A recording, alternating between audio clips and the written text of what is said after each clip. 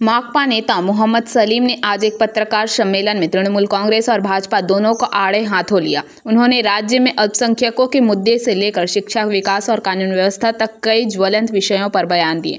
बॉबी हकीम और शमीक भट्टाचार्य की टिप्पणियों पर प्रतिक्रिया देते हुए सलीम ने कहा कि अच्छा যেখানে ধর্ষণ করছে ল কলেজে বিভিন্ন কলেজে যেখানে পুলিশ কিছু করে, অথচ এই মেদিনীপুর কলেজে যখন অভয়াকাণ্ডের পরে মেয়েরা প্রতিবাদ করছিল সেখানে পুলিশ গিয়ে তাকে বেইজ্জত করেছিল।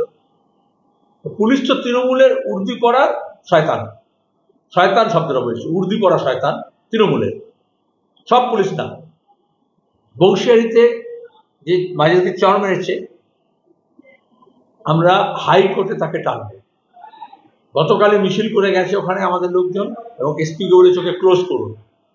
এরকম কয়েকজন অফিসার নিজেকে খুব তোমার গিয়ে হলিয়দ্দান দাও বা রাজা যতগুণ পরিষদগণ বলে তার শতগুণ, এভাবে প্রমাণ করার চেষ্টা করেছে বিভিন্ন জায়গায়। এবং এসএফআই এর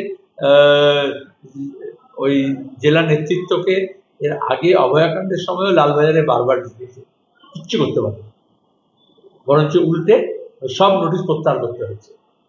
আমরা আইনের পক্ষে আছি, আর যারা আইনের রক্ষক তারা আইন ভাঙছে। পুলিশকে কে বলেছে গিয়ে ঝান্ডা খুলতে?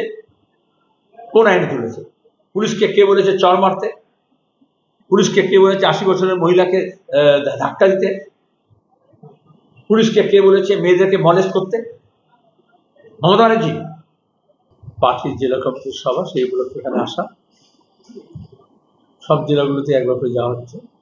গতকাল গোটা দেশব্যাপী শ্রমিক, কৃষক, কর্মচারী, সব অংশের মানুষ, খেটে খাওয়া মানুষ লুটেরাদের বিরুদ্ধে, লুটের নীতির বিরুদ্ধে, কেন্দ্রীয় সরকারের যে মানুষ মারার, শ্রমিক মারার, কৃষক মারার যে সমস্ত অপদার্থ নীতি আছে তার বিরুদ্ধে নিজের হকের জন্য, কাজের দাবিতে, মজুরির দাবিতে, কাজের ঘন্টা না বাড়ানো, যে লেবার কোড যেটা হচ্ছে নতুন, যেখানে কাজের ঘন্টা বাড়াচ্ছে তার বিরুদ্ধে, সমান কাজে সমান মজুরির দাবিতে, ফসলের ন্যায্য দামের দাবিতে তা হচ্ছে আন্দোলন সংগ্রাম করেছে।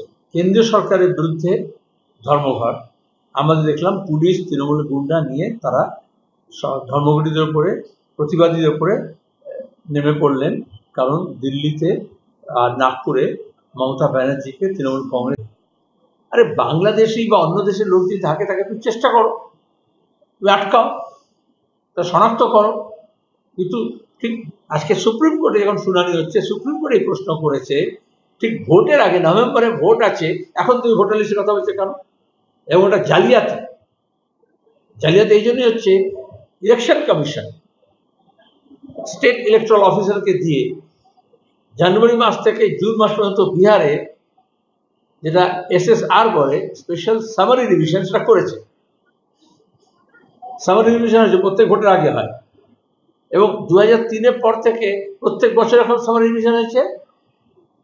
আর এই বছর 24শে জুনে হঠাৎ করে বলল যে সব গোলমাল নতুন করে করতে হবে, অর্থাৎ গোটা নির্বাচনী প্রক্রিয়া। Bureau report, PBTV news.